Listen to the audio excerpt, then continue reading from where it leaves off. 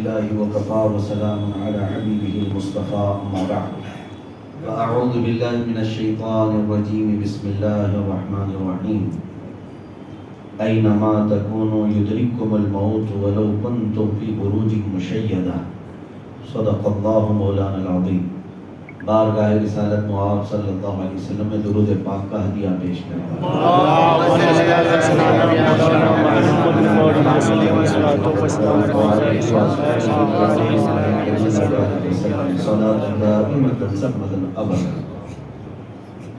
میں مختصر آپ سے ملاقات کی غرض سے یہاں پر حاضر آیا ہوں. تفسیر خطاب کا موقع نہیں ہے. بہرحال اللہ تبارک و تعالیٰ کے حبیب صلی اللہ تعالیٰ علیہ وسلم ارشاد فرماتے ہیں میں جا رہا ہوں اور تمہارے درمیان دو نصیحت کرنے والوں کو چھوڑ جا رہا ہوں. دو نصیحت کرنے والے ہمیشہ تمہارے درمیان رہیں گے اور وہ تمہیں خیر کی طرف بلاتے رہیں گے. وہ دو کون ہیں؟ وہ دو کون ہیں جن کو حضور پاک صلی اللہ علیہ وسلم نے ہماری نصیحت کرنے کے لیے چھوڑا ہے؟ فرماتے ہیں رسول پاک صلی اللہ علیہ وسلم ایک قرآن پاک ہے اور دوسرے موت. قرآن پاک وہ بھی تمہیں ہمیشہ نصیحت کرتا رہے گا اور اللہ کی طرف تمہیں دعوت دیتا رہے گا, اور دوسرے موت ہے وہ خاموشی سے تمہیں آخرت کی طرف بلاتی رہے گی. جب کبھی اپنے عزیزوں کا انتقال ہو, اپنے گھر والوں کا, رشتہ دار احبا قربا کا, تو ظاہر سی بات ہے انسان کا دل پسیج جاتا ہے, وہ تھوڑی دیر کے لیے ڈگمگا جاتا ہے, اور یہی وہ وقت ہے جب انسان کو سنورنے کا موقع دیا جاتا ہے کہ تم اپنی آخری وقت کو یاد کر لو, تمہارے ساتھ بھی وہی ہوگا. تو موت اگر کسی کو سنوار نہ سکے تو بزرگوں نے فرمایا یہ دو چیزیں اگر کسی کو زندگی میں نہ سدھار سکیں تو تیسرا کوئی انہیں سدھار بھی نہیں سکے گا. میرے عزیزوں, قرآن کی آیت میں نے تلاوت کی. اللہ فرماتا ہے تم جہاں کہیں رہو موت تمہیں آ کر پکڑ لے گی, چاہے تم مضبوط قلعے میں کیوں نہ ہو. وَلَوْ كُنْتُمْ فِي بُرُوجٍ مُشَيَّدَةٍ, مضبوط بنائے ہوئے قلعے کے اندر بھی کیوں نہ ہو. موت ایک ایسی سچائی ہے جس سے کسی کو انکار نہیں. دنیا میں ہزار اختلافات ہیں, حتیٰ کہ اللہ کے متعلق بھی اختلاف ہے.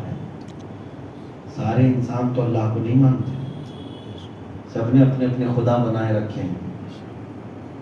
دنیا کے ہر مسئلے پر انسانوں نے اختلاف کیا ہے, لیکن رب ذوالجلال نے موت کا مسئلہ ایسا رکھا کہ اس میں چاہے یہودی ہو کہ نصرانی ہو, ہندو ہو کہ مشرک ہو, کوئی بھی ہو, اس سے اسے انکار نہیں. ہاں پھر موت کے بعد والے معاملات پر پھر اختلاف ہے کہ جانا کہاں ہے, ہونا کیا ہے, لیکن مرنے کے بارے میں کسی کا اختلاف نہیں. سب کو پتہ ہے کہ ایک دن سانسیں رک جائیں گی, ایک دن دل کی دھڑکنیں بند ہو جائیں گی, اور وہ ہماری اس دنیا کا آخری دن ہوگا. اور آپ چاہ کر کے بھی پوری دنیا کی طاقتیں سمیٹ کر کے بھی اپنی زندگی کی دو سانسیں آگے نہیں بڑھا پاؤ. کسی کے بھی بس میں یہ نہیں ہے. دنیا میں بڑے بڑے طاقتور شہنشاہ بادشاہ سب آئے, مال و دولت کی ریل پیل ان کے پاس, کیا کمی تھی, لیکن وہ اپنی زندگی کو آگے نہ بڑھا سکے. یہ ایک ایسی سچائی ہے. اسی لیے رسول کریم صلی اللہ علیہ وسلم ارشاد فرماتے ہیں جب میں نماز کا ایک سجدہ کرتا ہوں تو اس بات کا مجھے یقین نہیں ہوتا کہ اگلے سجدے تک میں زندہ رہوں. موت کو اتنا قریب میں تصور کرتا ہوں. وہ رحمت للعالمین ہے اور سید الانبیاء ہے. وہ اپنی موت کو اس قدر یاد فرماتے تو آج امت کو اس بات کی ضرورت ہے جو بھولے بیٹھے ہیں. میرے عزیزوں, علماء کے لیے بھی میں کہتا ہوں, حاضرین کے لیے بھی, جب کبھی تمہیں گناہ زیادہ پریشان کریں, دنیا کی لذتیں زیادہ اپنی طرف کھینچیں, تو اپنی موت کو یاد کرو. وہ تمہاری بے بسی کا دن, تمہارا ملک الموت کے پنجوں میں جکڑ جانا اور تمہارے ناخن سے لے کر کے ناک تک کی روح کو کھینچ لینا, اور وہ دن جب تمہیں یاد آئے گا کہ میں چاہ کر کے اپنا ہاتھ بھی نہیں اٹھا پاؤں گا, اپنا سر بھی نہیں اٹھا پاؤں گا, لوگ زبردستی مجھے اٹھا کر کے ایک شہر خاموشہ میں لے جائیں گے, جہاں پر جانے کے لیے آج آپ بھی ڈرتے ہو, سب ڈرتے ہیں. اس قبرستان کی تنہائی میں تمہیں اپنے عزیز رشتہ دار چھوڑ کر چلے آئیں. آخر کار ہم مٹی کی غذا بن گئے، جہاں سے ہم آئے تھے وہیں پہنچ گئے۔ اس دن کو یاد کرو تو تمہیں گناہوں کی لذت سے بیزاری آئے گی، تمہیں دنیا جس طرح کھینچتی ہے اس سے تمہیں اکتاہٹ آئے گی نہیں۔ ایک دن پروردگار عالم کی بارگاہ میں جانا ہے، اور یہی چیز جس دن تمہارا دل لرز جائے اللہ کے حضور حاضر ہونے پر، وہیں پر تمہیں تقویٰ مل جائے گا۔ قرآن کہتا ہے وَأَمَّا مَنْ خَافَ مَقَامَ رَبِّهِ وَنَهَى النَّفْسَ عَنِ الْهَوَىٰ فَإِنَّ الْجَنَّةَ هِيَ الْمَأْوَىٰ۔ وہ بندہ جو اپنے رب کے حضور کھڑے ہونے پر خوف محسوس کیا کہ مجھے بارگاہ الہی میں انصاف کے لیے کھڑا ہونا ہے، اتنا بھی اگر اس کے ذہن میں خیال آیا وہ گناہ سے بچ گیا، رب تعالیٰ فرماتا سیدھے میں اس کا ٹھکانہ جنت بناؤں۔ یہ چیز کب آئے گی؟ آج تمہاری خواہش ہوئی بیٹھے بیٹھے چلو اٹھو آج گناہوں کی طرف چلتے ہیں۔ نوجوانوں کو تو آج گناہ ہر طرف استقبال کر کے بلاتے ہیں، نئے نئے نام سے بلاتے ہیں۔ تمہیں نشے کے میدان بھی استقبال کر رہے ہیں، زنا کے میدان بھی استقبال کر رہے ہیں، تمہیں جوئے کے میدان بھی استقبال کر رہے ہیں۔ بہت سارے فیلڈ ایسے ہیں جہاں سجا دیا گیا ہے۔ آج گناہوں کی منڈیاں اتنی سجی ہوئی ہیں کہ تمہارا جانے کا بار بار من چاہتا ہے۔ جس دن تمہاری طبیعت یوں چاہنے لگی کہ مجھے آج رات چلنا چاہیے، دوسرے دوست بھی وہاں پہنچے ہوئے ہیں، اور اس دن پھر تم نے یہ بھی خیال کر لیا چلا تو جاؤں گا تھوڑی دیر کی لذت کے لیے، تو رب تعالیٰ کے حضور بھی مجھے کھڑا ہونا ہے۔ تو جیسے ہی تمہارے دل میں یہ خیال آیا اور یہ گناہوں کی منڈی میں جانے سے اپنے آپ کو تم نے روک لیا، وہی دن تمہاری جنت کی بشارت کا دن ہے۔ وہی رات تمہاری بخشش کا پروانہ رب تعالیٰ کی طرف سے ملے گا اور تمہاری جنت کا پروانہ ہے۔ حضور اکرم صلی اللہ تعالیٰ علیہ وسلم نے ارشاد فرمایا، بنی اسرائیل میں 3 نوجوان سفر پر نکلے تھے اور بارشوں کا موسم تھا۔ وہ اس پہاڑ کی ایک کوہ میں، غار میں تھوڑی دیر سستانے کے لیے بیٹھ گئے، تھکان دور کرنے کے لیے بیٹھے۔ اچانک طوفانی ہوائیں چلی اور ایک چٹان ایسی گری کہ ان کے غار کے منہ پر آ کر رک گئی۔ جس غار میں وہ بیٹھے ہوئے تھے، آرام کر رہے تھے، غار کا منہ ایک بہت بڑے پتھر سے بند ہو گیا جس کو ہٹانے سے ہٹ نہیں سکتا تھا۔ گویا کہ وہ زندہ قبر ان کی بن گئی۔ کر کیا سکتے تھے؟ تینوں مل کر کے دھکا دیں تو وہ ٹس سے مس نہ ہو، پتھر کچھ نہیں ہو سکتا تھا، پتھر ہل نہیں سکتا تھا، اتنی بڑی چٹان تھی۔ تینوں نے، یہ حدیث پاک صحیح حدیث ہے، اللہ کے نبی صلی اللہ علیہ وسلم فرماتے ہیں تینوں نوجوانوں نے اندر غار میں بیٹھے بیٹھے یہ ارادہ کیا کہ چلو ہم سب سجدے میں گرتے ہیں اور اپنی زندگی میں اگر ہم نے اللہ کے لیے کچھ کیا تھا تو اس کو وسیلہ بنا کر بارگاہ الہی میں عرض کرتے ہیں مولا یہ چٹان ہم سے دور کر دے۔ سبوں نے یہ فیصلہ کیا، تینوں نے کہا ٹھیک ہے ہم باری باری اپنی ان نیکیوں کا ذکر کرتے ہیں اللہ کی بارگاہ میں جو خالص ہم نے اس کی رضا کے لیے کیا تھا۔ اس میں سے ایک نوجوان گرا سجدے میں اور دعا کیا کیا؟ اس کی جو دعا تھی وہ یہ تھی کہ اللہ میری بوڑھی ماں تھی، میری ماں تنہا رہتی اور میں اس وقت تک کھانا نہیں کھاتا تھا جب تک اپنی ماں کو نہیں کھلاتا، خالص تیری رضا کے لیے۔ ایک رات میں اپنے کاروبار سے تاخیر سے پہنچا اپنے گھر، بچے بھی میرے بھوکے تھے، ماں بھی کھانا نہیں کھائی تھی، اور میں نے روٹی اور دودھ وہ گھر لے آیا۔ بچے چونکہ بھوکے بہت تھے، باپ سے مجھ سے لپٹ گئے، روٹی اور دودھ مانگنے لگے، مگر میں اپنی ماں کے پاس لے کر گیا اور ماں بھوکی تھی، دودھ اور روٹیاں پوری ماں پر ہی خرچ ہو گئی۔ اس رات کو نہ میرے بچوں کو روٹی مل سکی نہ مجھے، لیکن ہم نے شکوہ نہیں کیا کہ میری ماں کا پیٹ بھر گیا ہے، اے اللہ تو ہم سے راضی ہو۔ ماں کی خدمت میں نے کیا تھا خالص تیری رضا کے لیے، اگر مولا تجھے یہ میری ادا پسند ہے تو اس چٹان کو دور کر دے۔ رب تبارک و تعالیٰ کی بارگاہ میں دعا قبول ہوئی، پتھر خود بخود ہٹا، اتنا ہٹا لیکن پورا نکلنے کے برابر نہیں تھا۔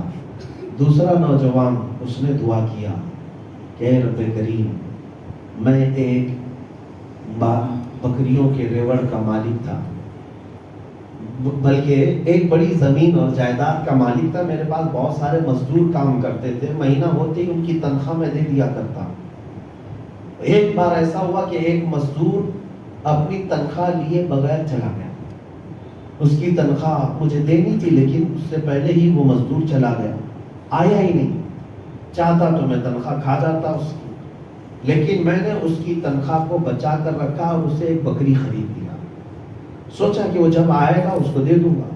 بکری کو میں پالا, بکری کے بچے ہوئے ہیں, پھر بچوں کے بچے, بچوں کے بچے. بکری میں اتنی برکت ہے کیونکہ دنیا کی سب سے زیادہ برکت والی جو شے ہے میرے آقا نے فرمایا بکری ہے.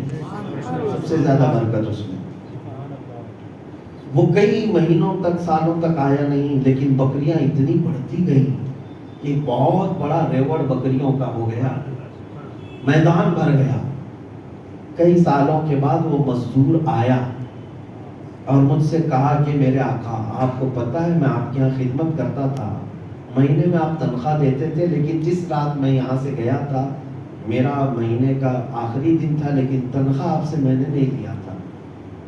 اگر آپ رحم کریں میری وہ تنخواہ جو بچی تھی مجھے دے دیں. آج کا سیٹ ہوتا تو بھگا دیتا, کون سی تیری تنخواہ ہے, کون سی تنخواہ ہے, تو ایسے بغیر بتائے چلا گیا ہے, تیرا سب کچھ ختم ہو گیا ہے.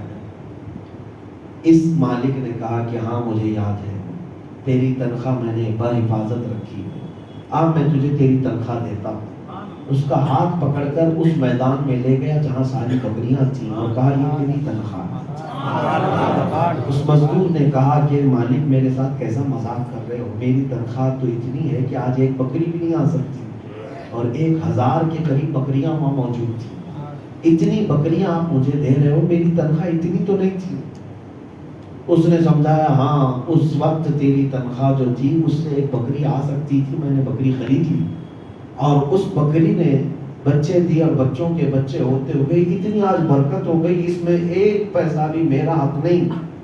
یہ ساری بکریوں کا مالک صرف تو ہے, یہ تیری تنخواہ کی یہ امانت داری.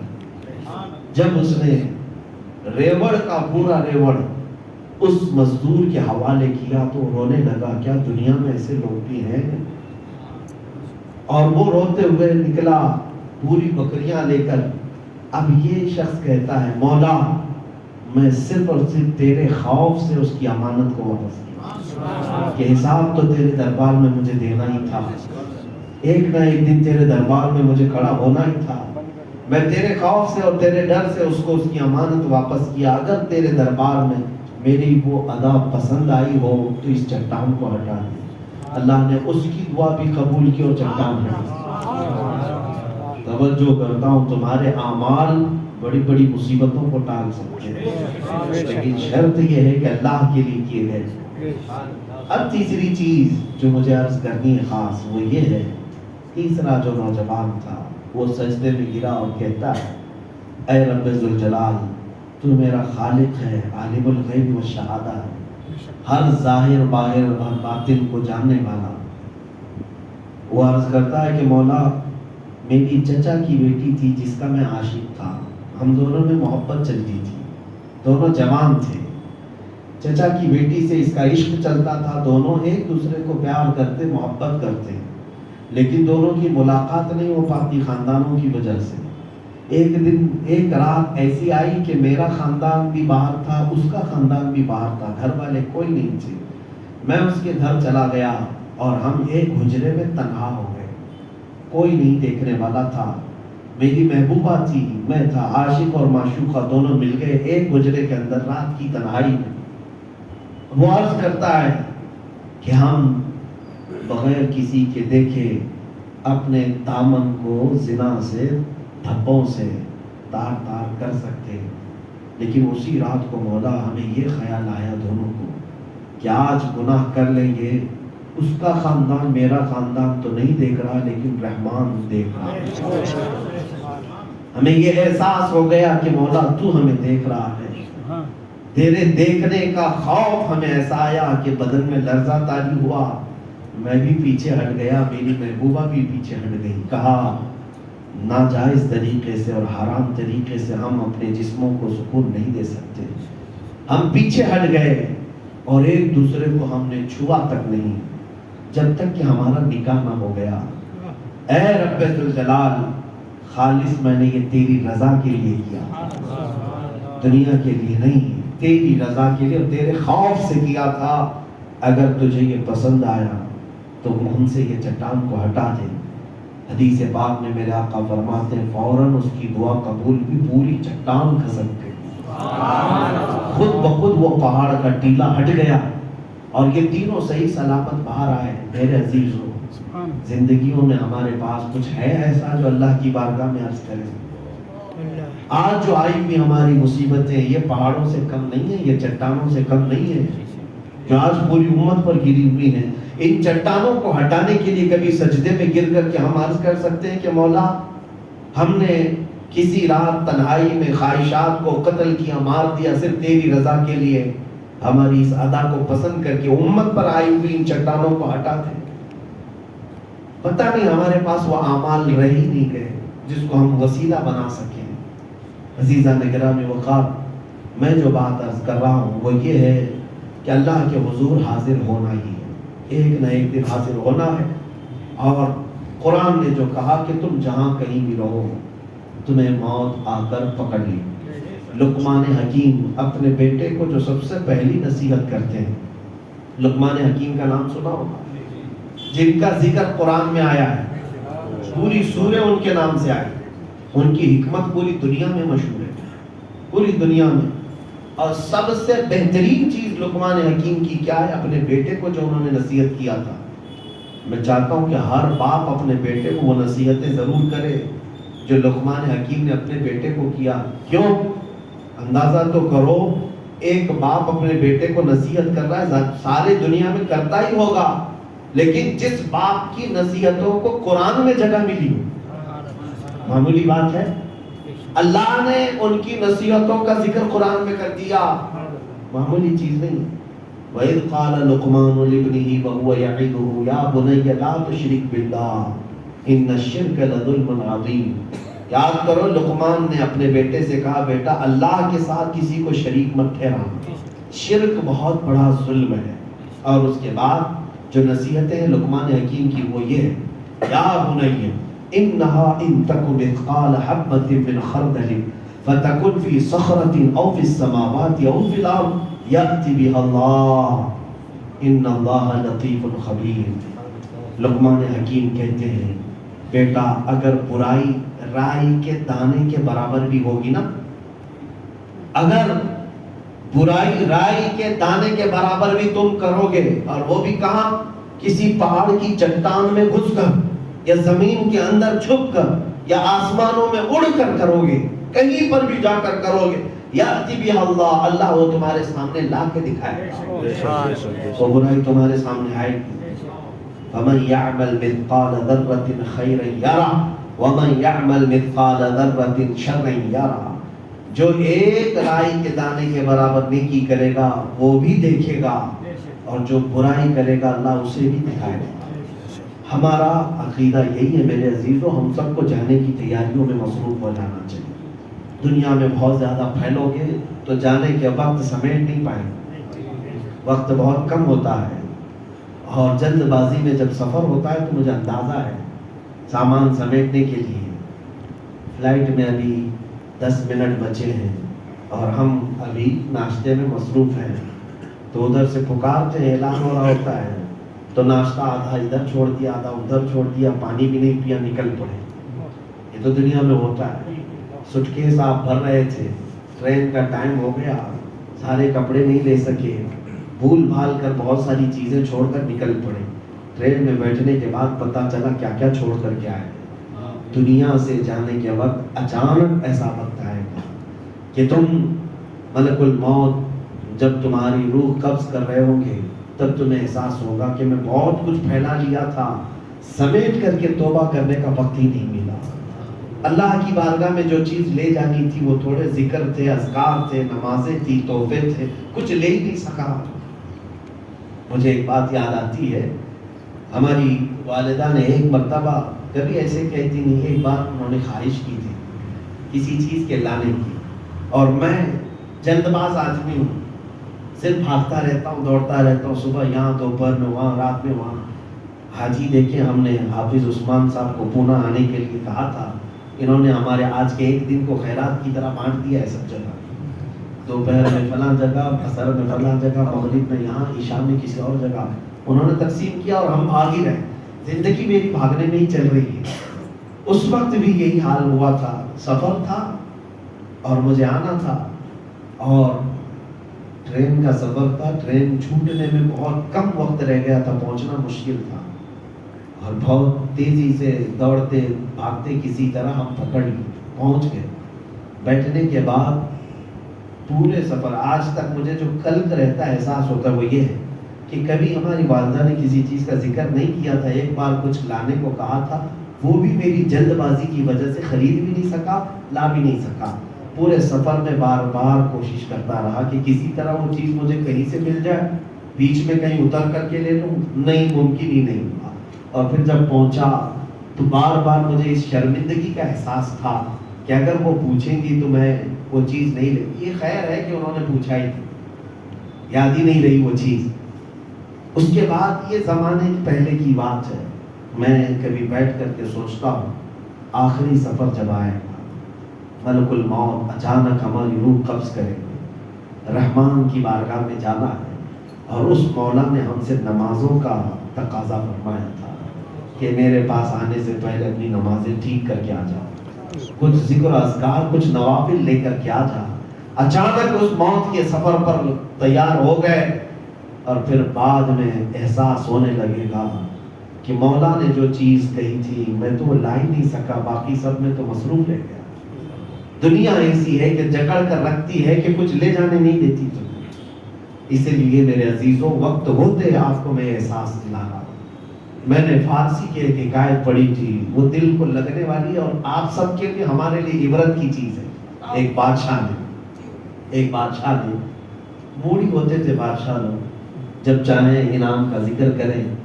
ایک دن اعلان کیا بادشاہ نے کہ آج باہر نکلو، میں انعام دوں گا، کوئی بھی ایسا بندہ ہو اپنے ہاتھ میں ایک لکڑی لے لے، زمین کا حصہ، وہ لکیر نکالتا جائے، جتنی لکیر وہ کھینچ کر کے واپس آئے گا وہ پوری زمین اس کے نام پر کر دوں گا۔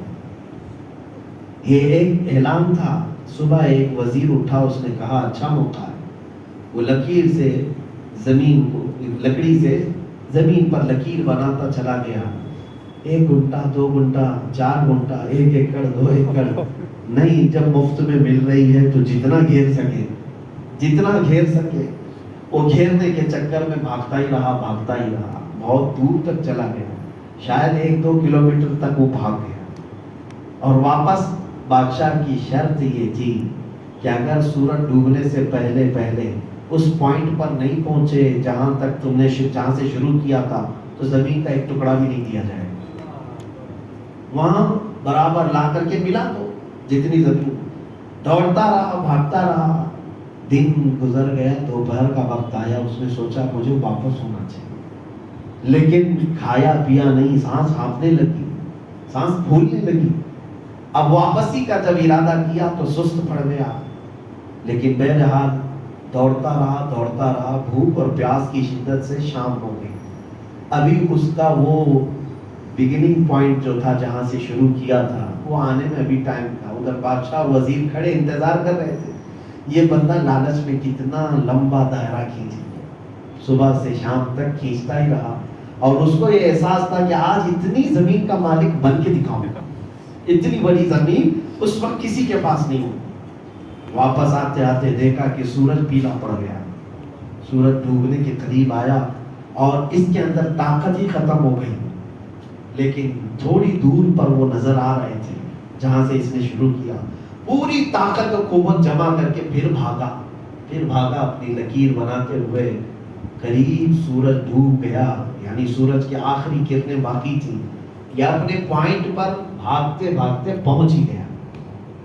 جس دائرے کو اس نے شروع کیا تھا وہاں تک پہنچ گیا، ٹھوکر کھا کر گرا، اور لکڑی کو اپنے اس پوائنٹ پر جمع تو کیا، اتنا لمبا دائرہ کھینچا، سورج ڈوبنے سے پہلے اپنے پوائنٹ پر پہنچا، لیکن حالت یہ تھی کہ غش کھا کر گرا، सिपाही उठाने को आए तो देखा उसकी मौत हो चुकी, मौत हो चुकी थी, हाँफते कांपते, अब उसके अंदर कोई जान भी बाकी नहीं रही। बादशाह ने उठाने को कहा, देखा जिस्म ठंडा पड़ चुका है, बहुत बड़ी जमीन को खींच लिया था, मालिक तो बन गया, लेकिन उससे लुत्फ उठाने का एक मिनट भी वक्त नहीं मिला। मालिक तो बना, अब उसके बाद बादशाह ने उसी जगह पर उसकी कब्र को बनाने का हुक्म दिया। कब्र भी बनाई गई और उसके कब्र के कतबे पर बादशाह ने फारसी में ये लिखवाया कि इसे जरूरत इतनी ही जमीन की थी, दौड़ा इतनी दूर।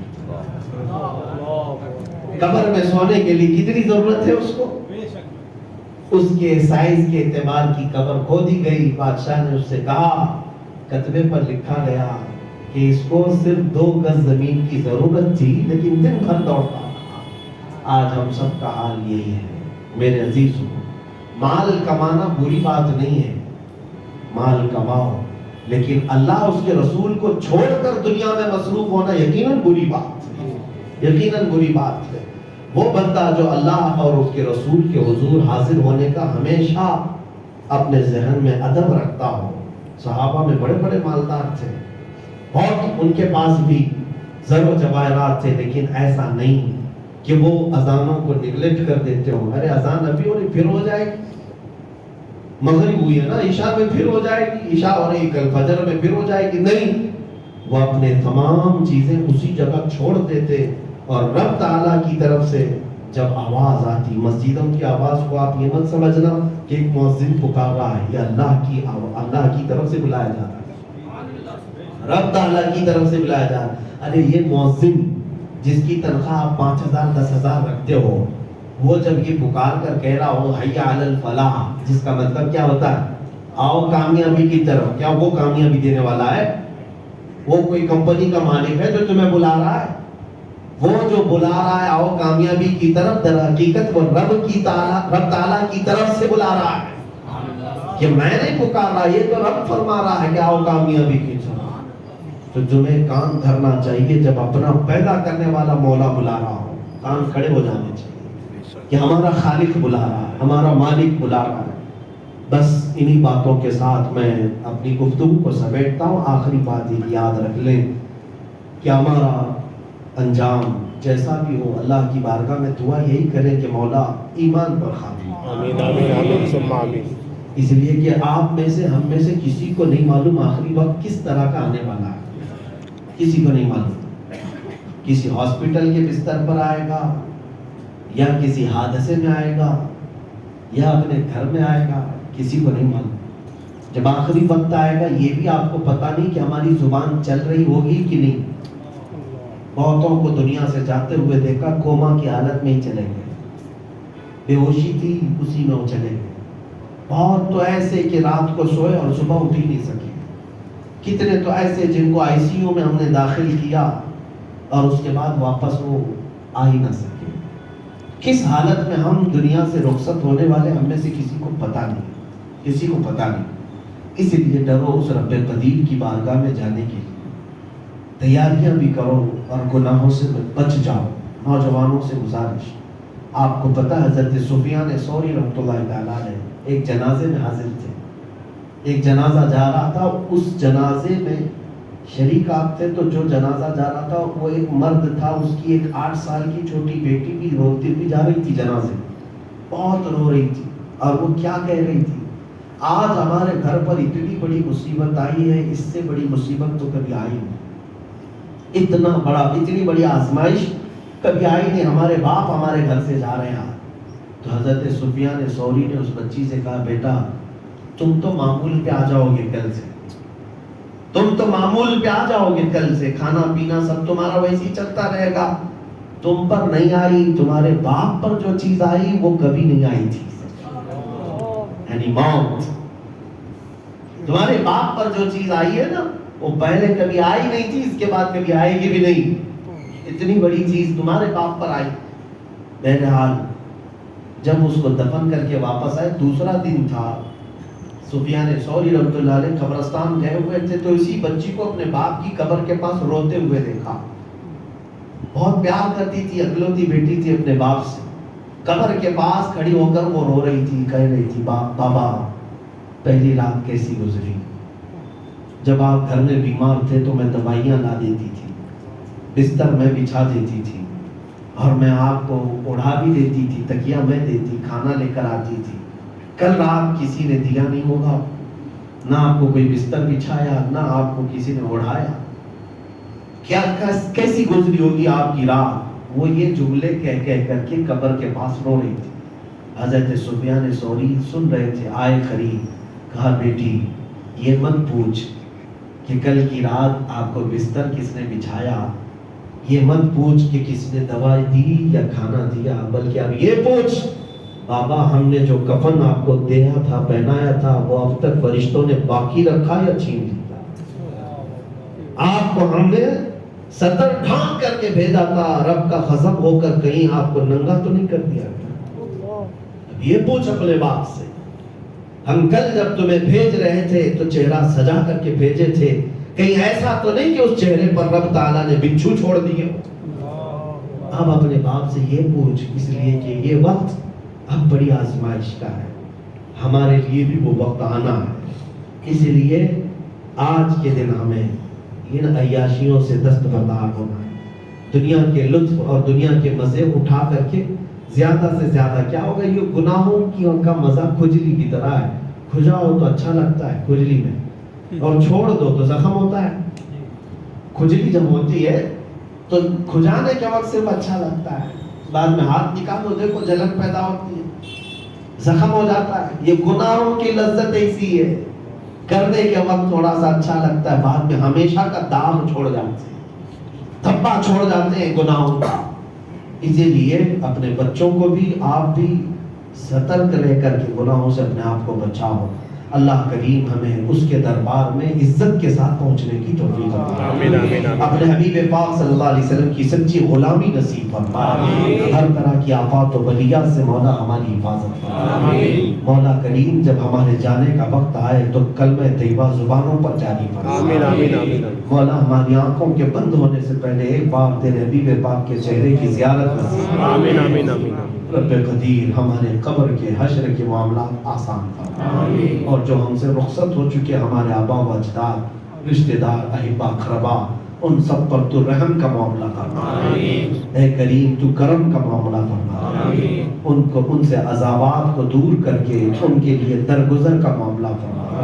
وصلی اللہ تعالی علی خیر خلق محمد و آلہ و اصحابہ اجمعین برحمتک یا ارحم